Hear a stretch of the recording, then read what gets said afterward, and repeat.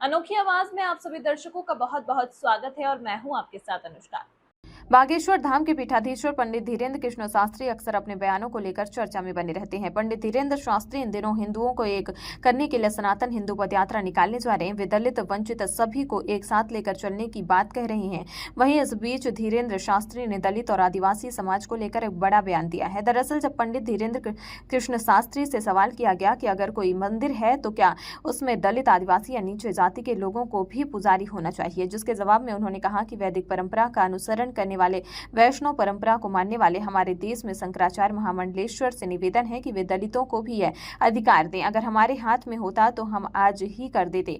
दलित आदिवासियों को मंदिर में पुजारी बनाने पर बाबा बागेश्वर ने कहा कि जब हम सभी हिंदू को बनाने निकल पड़े हैं तो ना कोई दलित है, ना अगड़ा है और ना बिछड़ा है, ना कोई ब्राह्मण है, सब हिंदू हैं।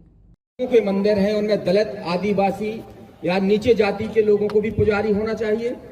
वैदिक परंपरा का अनुसरण करने वाले, वैष्णव परंपरा की मान्यता को पूर्ण रूप से मानने वाले हमारे इस देश के शंकराचार्य, हमारे देश के महामंडलेश्वर, अगर हमारे हाथ में होता तो हम आज ही घोषणा कर देते।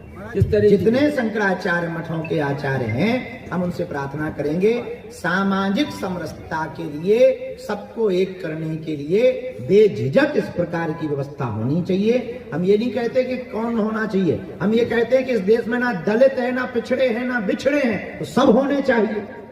जब हम हिंदू ही बना रहे हैं तो फिर कौन इसमें दलित बच रहा, कौन इसमें पिछड़ा बच रहा? जब हम ये मैटर ही खत्म कर रहे हैं तो फिर तो सबको मिलना चाहिए अधिकार, और वर्तमान में ऐसा अधिकार सब जगह होना प्रारंभ भी हो गया है। तो हमारे शंकराचार्यों से और आचार्यों से भी प्रार्थना है, इस बात पर बहुत पुरजोर तरीके से व्यवस्था पर हम सबको समर्थन करना है कि इस देश में अब ना कोई दलित है, ना कोई पिछड़ा है, ना कोई बिछड़ा है, ना कोई ब्राह्मण है। जब सब हिंदू हैं तो हिंदू ही मंदिर का पुजारी है। महाराज जी। इस खबर में फिलहाल इतना ही। देश दुनिया की हर खबर सबसे पहले देखने के लिए जुड़े रहिए अनोखी आवाज के साथ।